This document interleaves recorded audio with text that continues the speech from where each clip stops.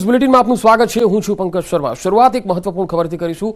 સમાચાર આવી રહ્યા છે બનાસકાંઠાથી। પાલનપુરના ખેમાણા ટોલ નાકા પર મારામારી થઈ ગઈ। ટોલ આપવાની બાબતે તોફાની ટોળાએ તોડફોડ કરી દીધી। ટોલ કર્મી પર બેફામ લાકડી અને ધોકાથી માર માર્યો। 10 થી વધુ તોફાની તત્વોએ લાકડીથી માર માર્યો। આ તસવીરો જુઓ। સીસીટીવીના આ દ્રશ્યો છે। હિંસક હુમલામાં ટોલકર્મી ગંભીર રીતે ઘાયલ થયો છે। હોસ્પિટલમાં તેને લઈ જવામાં આવ્યો છે। મારામારી અને તોડફોડનો આખો બનાવ સીસીટીવીમાં પણ કેદ થઈ ગયો। પોલીસે હુમલાખોરો વિરુદ્ધ ફરિયાદ દાખલ કરી દીધી છે। તો પાલનપુરના ખેમાણા ટોલ નાકા પર મારામારી થઈ। ટોલ આપવાની બાબતે તોફાની ટોળાએ તોડફોડ કરી હતી। ટોલ કર્મી પર બેફામ લાકડી અને ધોકાથી માર માર્યો। 10 થી વધુ તોફાની તત્વોએ લાકડીથી માર માર્યો હતો। હિંસક હુમલામાં ટોલકર્મી ગંભીર રીતે ઈજાગ્રસ્ત થયો હતો। હોસ્પિટલમાં તેને લઈ જવામાં આવ્યો છે। આ મારામારી અને તોડફોડનો બનાવ સીસીટીવીમાં પણ કેદ થઈ ગયો છે। આ તસવીરો જુઓ। વધુ માહિતી સાથે બનાસકાંઠાથી સંવાદદાતા કિશોર તુવર જોડાયા છે। કિશોર, આજે ટોલ કર્મીઓ પર મારામારીનો જે બનાવ બન્યો છે, જે ટોળું હતું તેની કોઈ એકાદ વ્યક્તિની કોઈ અટકાયત કરવામાં આવી છે? ટોલ કર્મી સાથે આપની કોઈ વાતચીત થઈ શકી છે? ચોક્કસથી પંકજ, આ નેશનલ હાઈવે નંબર 8 પર પાલનપુરથી જે દિલ્હીને જોડતો નેશનલ હાઈવે છે, ત્યાં ખેમાણા ટોલટેક્સ પર રાત્રિ દરમિયાન તોફાની તત્વોએ આતંક મચાવ્યો હતો અને ટોલ આપવાની બાબતને લઈને 10 થી વધુ લોકોના ટોળાએ લાકડીઓ અને ધોકા વડે ટોલ કર્મી ઉપર હુમલો કર્યો હતો અને તેના સીસીટીવી પણ સામે આવ્યા છે। આ હિંસક હુમલામાં ટોલ કર્મી ગંભીર રીતે ઘાયલ થતા તેને પાલનપુરની સિવિલ હોસ્પિટલમાં સારવાર માટે ખસેડાયો છે અને આ ટોલ કર્મી દ્વારા પાલનપુર તાલુકા પોલીસ મથકે આ 10 જેટલા હુમલાખોરો વિરુદ્ધ ગુનો નોંધી છે અને પોલીસે આ સમગ્ર મામલે તપાસ પણ હાથ ધરી છે। જ્યારે આ ખેમાણા ટોલના જે મેનેજર છે તેમનું કહેવું છે કે વારંવાર આવા હુમલાઓ થતા હોય છે, ત્યારે આ ખેમાણા ટોલ પાસે પોલીસ બંદોબસ્ત ગોઠવવામાં આવે તેવી અગાઉ પણ માંગ કરવામાં આવી હતી। અત્યારે તો પોલીસે 10 જેટલા અજાણ્યા ઇસમો સામે ગુનો દાખલ કરીને વધુ તપાસ હાથ ધરી છે। કિશોર, આ જીવલેણ હુમલો છે અને આ જે તોફાની તત્વો હતા, શું તેઓ ટોલ આપવા નહોતા માંગતા એટલા માટે તેમણે માર માર્યો હતો કે પછી કોઈ જૂની અદાવત હતી? ટોલ કર્મીનું માનીએ તો જ્યારે આ લોકો આવ્યા ત્યારે ટોલ આપવાની ના પાડી હતી ને તે દરમિયાન જ આ ઉશ્કેરાઈ ગયા હતા અને ઉશ્કેરાઈ ગઈને માર મારવામાં આવ્યો હતો। અત્યારે તો આ સમગ્ર મામલે પોલીસ તપાસ કરી રહી છે, પરંતુ આ ઈસમો કોણ હતા અને આ 10 ઈસમો ક્યાંના છે તેને લઈને પણ અત્યારે પોલીસ દ્વારા તપાસ હાથ ધરવામાં આવી છે। જી કિશોર, આભાર માહિતી આપવા માટે। તો તોફાની તત્વો કેટલી હદે બેફામ બની ગયા છે એનો આ જીવંત નમૂનો, આ જીવંત બનાવ છે। બનાસકાંઠામાં ટોલ કર્મી પર લાકડી અને ધોકાથી કેટલાક અસામાજિક તત્વો અહીંયા આવ્યા, ટોલ આપવાની ના પાડે છે અને લાકડી ધોકાથી ટોલ કર્મી પર હુમલો કરી દે છે। એટલું જ અહીં જીવલેણ હુમલો કરવામાં આવે છે। 4 થી 5 જેટલા લોકો છે જેઓની હાથમાં લાકડી જોઈ શકાય છે, ધોકો જોઈ શકાય છે। 300 થી વધુ ભારતીયો સાથેની ફ્લાઇટનું ઇમરજન્સી લેન્ડિંગ થયું। માનવ તસ્કરીની શંકાએ ફ્રાન્સમાં લેન્ડિંગ કરવામાં આવ્યું। ફ્લાઇટમાં માનવ તસ્કરીની આશંકા બાદ લેન્ડિંગ થયું છે। 303 ભારતીયોને લઈને આ ફ્લાઇટે ઉડાન ભરી હતી। અટકાયત કરાયેલા મોટાભાગના લોકો ગુજરાત અને પંજાબના છે। વિમાનમાં સવાર તમામ યાત્રીઓની પૂછપરછ ચાલી રહી છે। 2 લોકોની અટકાયત પણ કરવામાં આવી હોવાની માહિતી છે। યુએઈ થી નિકારાગુઆ જઈ રહી હતી ફ્લાઇટ। ઘટના બાદ ફ્રાન્સમાં એરપોર્ટને પોલીસે ઘેરી લીધું હતું। અધિકારીઓને માનવ તસ્કરીની માહિતી મળી હતી। પ્રવાસીઓએ યુએસ કે કેનેડામાં ગેરકાયદે પ્રવેશ કરવાની યોજના બનાવી હોઈ શકે છે, એ પ્રકારે માહિતી સૂત્રો તરફથી આવી રહી છે અને કઈ રીતે રૂટ આખો જે છે એ પસંદ કરવામાં આવે છે તમે જોઈ શકો છો આ મેપના માધ્યમથી। ગેરકાયદે પ્રવેશ માટે મધ્ય અમેરિકાની યાત્રાની યોજના કરાઈ હોઈ શકે છે। લિજેન્ડ એરલાઇન્સે હજુ સુધી કોઈ પ્રતિક્રિયા નથી આપી। ફ્રાન્સમાં ભારતીય એમ્બેસીએ પણ ટ્વીટ કર્યું છે।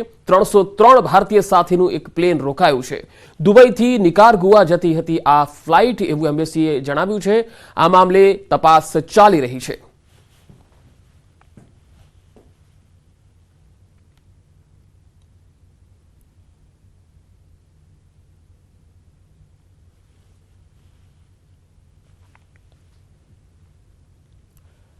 વેરાવળથી 200 નોટિકલ માઇલ દૂર અરબી સમુદ્રમાં એક જહાજ પર ડ્રોન એટેક થયો। એમવી કેમ પ્લુટો નામનું જહાજ પર ડ્રોન એટેક થતા તેમાં આગ ભભૂકી ઉઠી।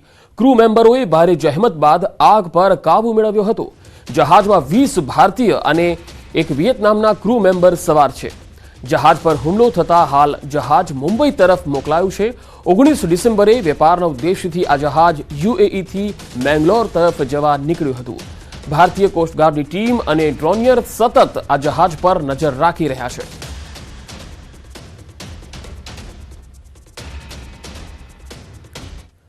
વાપીમાં મોડી રાત્રે હેલિકોપ્ટરના ચક્કર જોવા મળ્યા. મોડી રાત્રે અડધો કલાક સુધી હેલિકોપ્ટરે ચક્કર લગાવ્યા.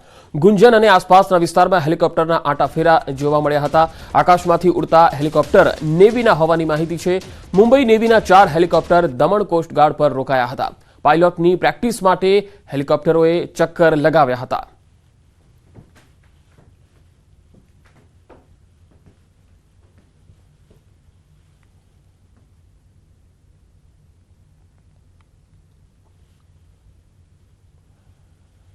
રાજકોટમાં પાટીદાર સમાજની મહત્વની બેઠક મળી. સમાજના યુવાનોએ આરવી સ્કૂલ પર આ બેઠક બોલાવી. બેઠકમાં સામાજિક અગ્રણીઓ પણ હાજર રહ્યા. નકલી ટોલ નાકા કેસમાં સિદ્ધસર પ્રમુખ જેરામ પટેલના પુત્ર સામે ફરિયાદ નોંધાયા બાદ ઊભી થયેલી સ્થિતિ અંગે પણ ચર્ચા થઈ હતી. જેરામ પટેલ રાજીનામું આપે તેવી ચર્ચાની અંદર વાતચીત થઈ હતી અને માગણી પણ થઈ હતી. સંમેલનમાં કેશોદના ભરત લાડાણી પણ હાજર રહ્યા. ગઈકાલે લાડાણીના નામે ઓડિયો ક્લિપ પણ વાયરલ થઈ હતી. મનોજ પનારા, ભરત લાડાણી સહિત યુવાનો ઉપસ્થિત રહ્યા. સમાજના પ્રશ્નો અંગે પણ ચર્ચા કરવામાં આવી. જેરામભાઈ વાસજાડિયાના દીકરાનું નામ ટોલ નાકાના મુખ્ય આરોપી તરીકે એફઆઈઆરમાં આવતું હોય ત્યારે એક નૈતિકતાના ધોરણે પાટીદાર સમાજ ઈચ્છી રહ્યો છે કે રાજીનામું આપે. અમે એ પરંપરામાં આવીએ છીએ અથવા તો એ પરંપરાને માનીએ છીએ અથવા તો એ આદર્શોને માનીએ છીએ કે જ્યાં સરદાર વલ્લભભાઈ પટેલ દેશના ગૃહમંત્રી અને નાયબ વડાપ્રધાન હોય અને એમના દીકરાને કહેવામાં આવે કે જ્યાં સુધી હું સત્તામાં છું ત્યાં સુધી તારે દિલ્હીમાં આવવાનું નથી. એ વિચાર વિમર્શ અને એ વાતને વળગેલો સમાજ, એ પરંપરામાં માનનારો સમાજ જ્યારે આજે જેરામભાઈના દીકરાનું આવડા મોટા સ્કેમમાં નામ આવે ત્યારે પણ એ ખુરશી છોડતા ન હોય તો યુવાનો વિચારી રહ્યા છે કે એમને રાજીનામું આપવું જોઈએ. કાનૂની જે પ્રક્રિયા છે એમાં કોઈએ હસ્તક્ષેપ ના કરવો જોઈએ. પોલીસ નિષ્પક્ષ તપાસ કરે અને જે કાંઈ હશે તે બહાર આવશે. એટલે વ્યક્તિગત એમાં મારે કોઈ ટિપ્પણી કરવાની છે. પાટીદાર સમાજ હર હંમેશને માટે ભારત દેશ અને વિશ્વની અંદર હંમેશને માટે પ્રગતિ કરે અને આ તો એક સરાસર જે કહેવાય કે સરકારના જે ભંડોળ કહેવાય એની અંદર છેદ પાડવાનું કામ હતું. અને હવે અમારો આગળનો કાર્યક્રમ એવો રહેશે કે જો જેરામ બાપાએ રાજીનામું ન દીધું તો ક્યાંક ને ક્યાંક અમે બધા ગામડાની અંદર, બધા શહેરોની અંદર અમે બધા જઈને આંદોલન કરશું. અને કેન્દ્રીય ગૃહમંત્રી અમિત શાહ આજથી ગુજરાત પ્રવાસે છે. અમિત શાહે અમદાવાદના GMDCમાં PM સ્વનિધિ યોજનાના લાભાર્થીઓના સ્નેહ મિલન કાર્યક્રમમાં હાજરી આપી. આ કાર્યક્રમમાં મુખ્યમંત્રી ભૂપેન્દ્ર પટેલ પણ જોડાયા. ત્યારબાદ બપોરે 2:30 કલાકે ગાંધીનગરના કલોલમાં પાનસર તળાવનું લોકાર્પણ અને અલગ અલગ વિકાસ કાર્યોની ભેટ આપશે. બપોરે 3:30 વાગે હોટલ સિલ્વર પ્લેટરમાં સરદાર પટેલની 15 ફૂટ ઊંચી પ્રતિમાનું અનાવરણ કરશે અને 5 વાગે ગાંધીનગર સાંસદે કરેલી સાંસદ ખેલ પ્રતિયોગિતાનો પ્રારંભ કરાવશે. સાંજે 7 વાગે અમદાવાદમાં ગુજરાત સાહિત્ય મહોત્સવનું ઉદ્ઘાટન પણ કરશે.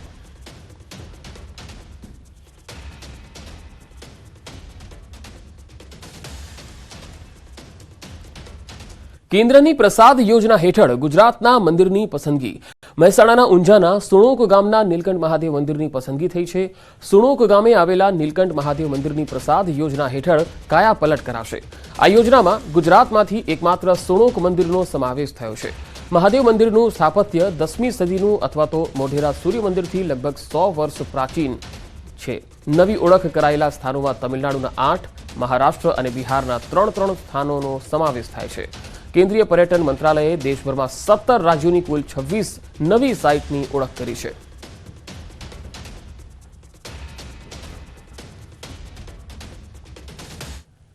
અયોધ્યામાં રામ મંદિર પ્રાણ પ્રતિષ્ઠા મહોત્સવની જોરશોરથી તૈયારીઓ ચાલી રહી છે. 22 જાન્યુઆરીએ અયોધ્યામાં ભગવાન શ્રીરામના ભવ્ય મંદિરનો પ્રાણ પ્રતિષ્ઠા મહોત્સવ યોજાનાર છે. દેશભરમાંથી શ્રદ્ધાળુઓ વિવિધ વસ્તુઓ અયોધ્યા મોકલી રહ્યા છે. ત્યારે અમદાવાદના યુવકો દ્વારા અયોધ્યા મંદિરની વિશેષ પ્રતિકૃતિ તૈયાર કરવામાં આવી. અમદાવાદના ઓઢવ વિસ્તારમાં રહેતા 3 યુવકોએ અયોધ્યા રામ મંદિરની પ્રતિકૃતિ તૈયાર કરી. પાઇન વુડનો ઉપયોગ કરી આ મંદિર તૈયાર કરવામાં આવ્યું. મંદિરની પ્રતિકૃતિ બનાવનારા યુવકના જણાવ્યા અનુસાર સતત 4 દિવસ સુધી 24 કલાક કામ કરીને આ મંદિર તૈયાર કરવામાં આવ્યું. 7 ફૂટ લંબાઈ, 5 ફૂટ ઊંચાઈ અને 4 ફૂટ પહોળાઈ ધરાવતી આ પ્રતિકૃતિનું વજન 200 કિલોગ્રામ છે. 640 સ્ક્વેર ફૂટ વુડનો ઉપયોગ કરી આ મંદિર તૈયાર કરવામાં આવ્યું. આ મંદિરની કોતરણી કામ સુંદર રીતે અયોધ્યાના રામ મંદિર જેવી જ કરાઈ છે. પૂનાના એક વ્યક્તિએ આ મંદિર માટે ઓર્ડર આપ્યો હતો. મંદિર પ્રતિકૃતિને અયોધ્યા મોકલાશે. 22 જાન્યુઆરીએ મંદિર મહોત્સવના પ્રસંગે લોકો પણ આ પ્રતિકૃતિના દર્શન કરી શકશે.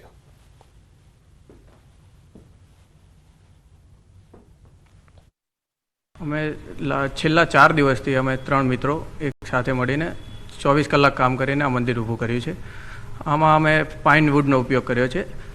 આમાં પાઇન વુડ અમારે 640 સ્ક્વેર ફૂટ જેટલું મટીરિયલ ગયું છે આની અંદર. અયોધ્યા ખાતે ભગવાન શ્રી રામનું ભવ્ય રામ મંદિર છે તે નિર્માણ થઈ રહ્યું છે, ત્યારે તેની પ્રતિકૃતિ રૂપે અમદાવાદના ઓઢવ વિસ્તારમાં 3 યુવાનોએ આખું આ મંદિર છે તે બનાવ્યું છે. માનવામાં આવ્યું છે કે ગુજરાતનું આ સૌથી ઊંચું મંદિર હશે. કદાચ અનેક લોકોએ પ્લાયવુડ ઉપર કે અન્ય સ્ટ્રક્ચર ઉપર મંદિરો તો બનાવ્યા છે, પરંતુ આ પ્રકારનું મંદિર કદાચ ગુજરાતનું પહેલું મંદિર હશે કે જેની હાઇટ 5 ફૂટ છે. તેની જ આખી જે લંબાઈ છે તે 7 ફૂટની છે અને જે પહોળાઈ જે છે એ 4 ફૂટની છે. 200 કિલો વજન ધરાવતું આખું આ મંદિર છે. 640 સ્ક્વેર ફીટ જે વુડ છે, જે પાઇન વુડ કહેવામાં આવે છે, તે વુડનો ઉપયોગ કરવામાં આવ્યો છે. અને પૂનાના એક વ્યક્તિએ તેનો ઓર્ડર આપ્યો હતો. તેના કારણે 3 યુવાનોએ આખું આ મંદિર છે તે હાલ અહીં બનાવ્યું છે. જે અયોધ્યા જે જન્મભૂમિ છે અને જે મહોત્સવ 22મી તારીખે 22 જાન્યુઆરી જે ભવ્યાધિભવ્ય આયોજન થયું તેની સાથે જ આ મંદિર પણ ત્યાં રહેશે અને ત્યાં લોકો દર્શન કરી શકે તે પ્રકારની આખી વ્યવસ્થા છે તે કરવામાં આવી છે. પરંતુ ચોક્કસ એ માની શકાય કે ભગવાન શ્રી રામને લઈને અનેક અલગ અલગ જે લોકો છે પોતાનો ભાવ છે તે અહીં વ્યક્ત કરી રહ્યા છે. કેમેરામેન પંકજ મકવાણા સાથે પ્રણવ પટેલ, ન્યૂઝ 18 અમદાવાદ. નાતાલની રજાઓમાં સ્ટેચ્યુ ઓફ યુનિટી ખાતે 50,000થી વધુ પ્રવાસીઓ ઉમટ્યા હતા. નાતાલની રજાઓમાં નર્મદા ખાતે પ્રવાસીઓનો ધસારો જોવા મળ્યો, જેથી તંત્ર પણ સજ્જ બન્યું. પ્રવાસીઓની સંખ્યા વધતા સુવિધાઓમાં પણ વધારો કરાયો છે. સ્ટેચ્યુ ઓફ યુનિટી ખાતે પ્રવાસીઓ માટે રહેવા, જમવા અને અન્ય સુવિધાઓ ઉપરાંત પાર્કિંગની પણ સુવિધાઓ ઉપલબ્ધ કરાવવામાં આવી. 25 ડિસેમ્બરે નાતાલ પર્વના દિવસે સ્ટેચ્યુ ઓફ યુનિટી ખુલ્લું રાખવાનો નિર્ણય કરવામાં આવ્યો છે. સ્ટેચ્યુ ઓફ યુનિટી પર પ્રવાસીઓ માટે સુવિધાઓમાં વધારો કરાતા પ્રવાસીઓએ ગુજરાત સરકાર અને પીએમની પ્રશંસા કરી.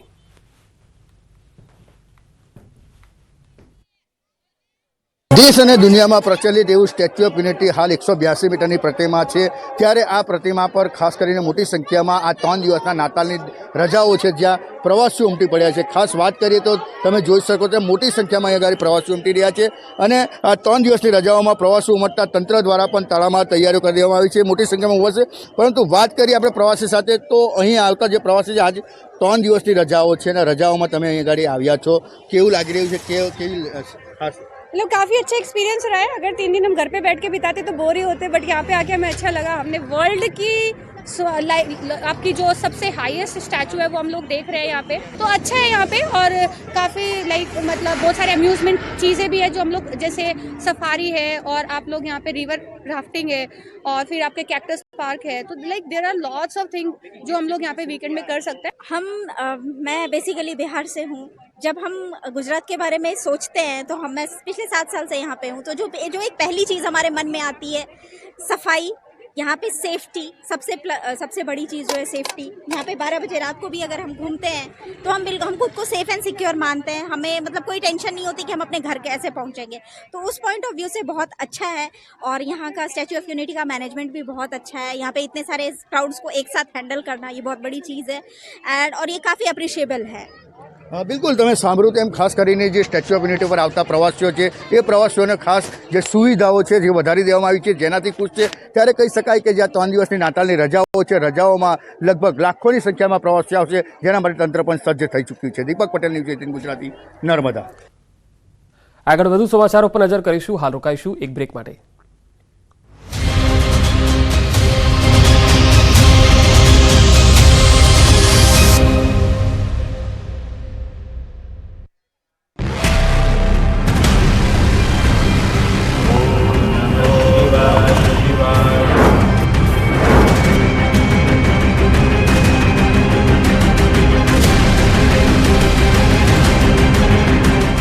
ગુપ્ત ગુફામાં રહસ્યોનો ભંડાર જુઓ રવિવારે રાત્રે 7:54 ગ્રાઉન્ડ રિપોર્ટ.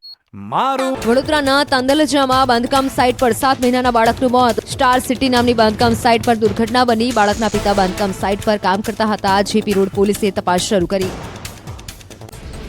વલસાડમાં એસટી બસના ટાયર નીચે આવતા મહિલાનું મોત. ચાલતી બસમાં દોડી અને ચડવા જતા મહિલા પટકાઈ. ધક્કામુક્કીમાં મહિલા નીચે પટકાતા બસના ટાયર નીચે આવી ગઈ. જામનગરની જીજી હોસ્પિટલના આઈસીયુ વિભાગમાં લાગેલી આગ બીડીથી લાગી હોવાનો ખુલાસો. ગુરુવારે આઈસીયુ વિભાગમાં લાગી હતી આગ. તપાસમાં દર્દીના બેડ નીચેથી મળી બીડી અને દિવાસળી. આગમાં એક દર્દીને થઈ હતી સામાન્ય ઈજા. મોરબીમાં શ્રમિકોના મોતના 2 અલગ અલગ બનાવો. ઓલવિન સિરામિક ફેક્ટરીમાં કોલસાના ઢગલામાં આગ લાગતા એક શ્રમિકનું મોત. બીજા બનાવમાં કંપનીના મશીનમાં આવી જતા શ્રમિકનું મોત. રાજકોટના જેતપુરમાં 80 વર્ષીય વૃદ્ધાનું બાઇકની અડફેટે મોત. જેતપુર જૂનાગઢ રોડ ફાટક પાસે થયો હતો અકસ્માત. રોડ ક્રોસ કરતા સમયે વૃદ્ધાને લાગી હતી બાઇકની ટક્કર. જેતપુર પોલીસે બાઇક ચાલક સામે ગુનો દાખલ કર્યો. મોરબી નકલી ટોલનાકા કેસની થઈ સુનાવણી. 2 આરોપીઓના આગોતરા જામીન નામંજૂર થયા. રવિરાજસિંહ ઝાલા અને હરવિજયસિંહ ઝાલાએ કરી હતી અરજી. મોરબી સેશન્સ કોર્ટે બંનેના જામીન નામંજૂર કર્યા. મોરબી નકલી ટોલનાકા મુદ્દે બોલ્યા આરપી પટેલ. કહ્યું કે જયરામ પટેલના પુત્રનું નામ આવ્યું તે દુઃખદ છે. આરપી પટેલે જયરામ પટેલને આત્મમંથન કરવા માટે આપી સૂચના. આડકતરી રીતે જયરામ પટેલને રાજીનામું આપવા તરફ કર્યો ઇશારો. રાજકોટ સિરસર ઉમિયાધામના પ્રમુખ જયરામ પટેલ આપી શકે છે રાજીનામું. 6 જાન્યુઆરીએ મળનાર સિરસર ઉમિયાધામ પ્રમુખની બેઠકમાં પસાર થઈ શકે છે ઠરાવ. જયરામ પટેલ સહિત 4 ટ્રસ્ટીઓની મુદ્દત વયમર્યાદાને કારણે પૂર્ણ. જયરામ પટેલે રાજીનામાની વાતને અફવા ગણાવી. સિદ્ધસર ઉમિયાધામના પ્રમુખ પદેથી રાજીનામું આપવાની વાતને નકારી. કહ્યું આ ફેક ન્યૂઝ છે, આવી કોઈ વાત નથી. ન્યૂઝ સિટીની ટેલિફોનિક વાતચીતમાં કર્યો ખુલાસો. બનાસકાંઠાના જિલ્લા આરોગ્ય અધિકારીની સત્તા ખેંચી લેતા હડકંપ. કામ પ્રત્યે લાપરવાહી અને આરોગ્ય ફાઇનાન્સ કર્મીને બચાવવાના લાગ્યા આક્ષેપ. ડોક્ટર જયેશ પટેલની સત્તા જયેશ સોલંકીને સોંપાઈ. રાજકોટના ધોરાજીથી જામકંડોળા સુધીનો માર્ગ બિસ્માર સ્થિતિમાં. 18 કિલોમીટર સુધીનો માર્ગ બિસ્માર હાલતમાં હોવાથી વાહન ચાલકોને મુશ્કેલી. નિંદ્રાધીન તંત્રના કારણે વાહન ચાલકો અકસ્માતના ભય સાથે અવરજવર કરવા મજબૂર. વડોદરાના અટલાદરામાં 2 પિતરાઈ બહેનોનો આપઘાત. બિલ્ડિંગની છત પરથી જમ્પ લાવી ટૂંકાવ્યું જીવન. 13 અને 15 વર્ષની પિતરાઈ બહેનોના આપઘાતથી તર્ક વિતર્ક. આપઘાત અગાઉ બંને બહેનોના સીસીટીવી ફૂટેજ સામે આવ્યા. અમદાવાદના રોડ પર ફરી એકવાર મોતની માફક દોડતો આવ્યો ટ્રક. અમદાવાદના ધોળકાના વટામણ ચોકડી નજીક પૂરપાટ ટ્રક આવી રહ્યો હતો. ત્યારે જ અચાનક જ ટ્રક ચાલકે સ્ટીયરિંગ પર કાબુ ગુમાવ્યો હતો. પૂરપાટ આવતો ટ્રક પલટી મારી સિગ્નલ ક્રોસ કરી રોડની સાઈડમાં જઈ ધડાકાભેર પડ્યો હતો. અચાનક જ ટ્રક પલટી મારી 5-10 ફૂટ સુધી ઢસડાતા લોકોમાં નાસભાગ મચી ગઈ હતી. રોડની સાઈડમાં ઉભેલા લોકો પણ જાણે મોત આવ્યું હોય તે રીતે ટ્રક નીચે લોકો દબાઈ ગયા હતા. 4 થી વધુ લોકોને ગંભીર ઈજા પહોંચી. જ્યારે એક વ્યક્તિનું ઘટના સ્થળે જ મોત થયું છે. ઈજાગ્રસ્તોને સારવાર માટે ધોળકા ખસેડાયા. એટલું જ નહીં, ટ્રક ચાલકની બેદરકારીના કારણે લારી ગલ્લાવાળાઓને મોટું નુકસાન થયું છે. રોડની બાજુમાં ઉભેલી લારીઓ પણ તૂટી ગઈ હતી. ટ્રક પલટી જતા રોડ પર ટ્રાફિક જામ થયો હતો. મોટી સંખ્યામાં લોકો એકત્ર થયા હતા. ટ્રકને ઊભો કરવા માટે ક્રેનની મદદ લેવી પડી હતી. મહા મહેનતે ટ્રકને રોડની સાઈડમાં ઊભો કર્યો હતો. મહેસાણાના મંડાલી નજીકના ભંગારના ગોડાઉનમાં આગ લાગી હતી. અમદાવાદ મહેસાણા હાઈવે પર આવેલા ગોડાઉનમાં આગ લાગતા અફરાતફરીનો માહોલ સર્જાયો હતો. કોઈ કારણોસર ભંગારનું ગોડાઉન ભડભડ સળગવા લાગતા લોકોના ટોળે ટોળા ઉમટી પડ્યા હતા. મોટી સંખ્યામાં લોકોએ આગ પર કાબુ મેળવવાનો પ્રયાસ કર્યો હતો, પરંતુ આગે જોતજોતામાં વિકરાળ સ્વરૂપ ધારણ કરી લેતા 3 ફાયર બ્રિગેડની ગાડીઓને બોલાવવાની ફરજ પડી. ફાયર બ્રિગેડના જવાનોએ કલાકો સુધી પાણીનો મારો ચલાવી આગ પર કાબુ મેળવ્યો હતો. આગ એટલી ભયાનક હતી કે ધુમાડાના ગોટે ગોટાથી આકાશ કાળો ડિબાંગ થઈ ગયું હતું. લગભગ 2 થી 3 કિલોમીટર દૂર સુધી ધુમાડાના ગોટે ગોટા દેખાયા હતા.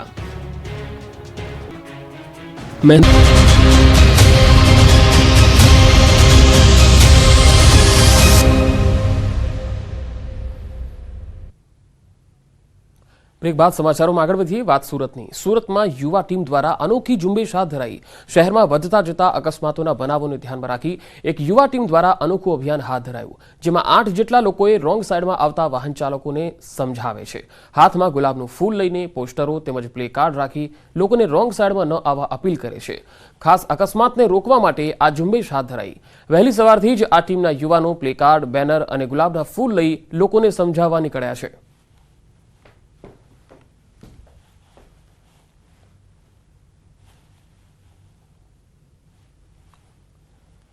પાટણમાં નર્મદાની કેનાલ ઓવરફ્લો થતા રસ્તા પર પાણીની રેલમછેલ થઈ. સાંતલપુરના મઢુત્રા ગામને જોડતી ડિસ્ટ્રિક્ટ કેનાલ ઓવરફ્લો થતા હજારો લીટર પાણીનો વેડફાટ થઈ રહ્યો છે. કેનાલ ઓવરફ્લો થતા કેનાલના પાણી ખેતરોમાં ફરી વળ્યા હતા. માર્ગ પરથી પસાર થતા વાહન ચાલકોને હાલાકી પડી રહી છે.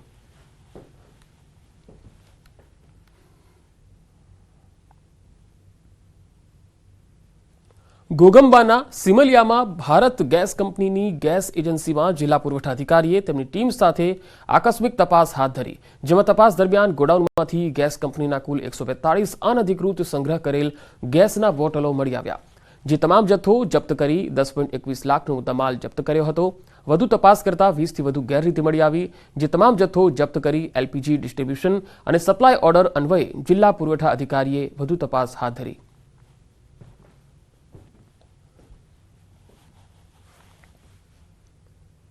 પાટણના સાંતલપુરમાં અકસ્માતમાં એકનું મોત થયું. ટ્રેલર અને બાઇક વચ્ચે અકસ્માત થયો હતો, જેમાં એકનું મોત થયું જ્યારે એકની હાલત ગંભીર બતાવાઈ રહી છે. સિધાડા અને બાબરા વચ્ચે અકસ્માત થયો હતો. તો પાટણમાં સિધાડા અને બાબરા વચ્ચે આ અકસ્માત થયો હતો, જેમાં એક વ્યક્તિનું મૃત્યુ થયું હતું. સાંતલપુરમાં અકસ્માતમાં એકનું મોત થયું હતું. ઘટના બાદ લોકોના ટોળે ટોળા અહીંયા એકત્ર થઈ ગયા હતા. ટ્રેલર અને બાઇક વચ્ચેનો આ અકસ્માત હતો. મહેસાણાના બેચરાજીમાં 2.5 વર્ષ પહેલા કાર ચાલકને હથિયાર બતાવીને કરાયેલી લૂંટનો ભેદ ઉકેલાઈ ગયો છે. પોલીસે લૂંટ કરનારા 4 આરોપીની ધરપકડ કરી લીધી છે. આરોપીઓએ કાર આગળ સાયકલ મૂકી હતી. ચાલકે કાર રોકતા તેને તીક્ષ્ણ હથિયારો બતાવી કારમાં સવાર અન્ય વ્યક્તિ પાસેથી 2.5 લાખ રૂપિયા ભરેલી બેગ લઈ આરોપી ફરાર થઈ ગયા હતા. સમગ્ર ઘટનામાં કારમાં સવાર વ્યક્તિને ઈજાઓ પણ પહોંચી. આરોપી પાસેથી હાલ 50,000ની રોકડ અને બાઇક તેમજ મોબાઈલ જપ્ત કરી લેવાયા છે. હજુ પણ 2 લાખ રૂપિયાની રિકવરી બાકી છે.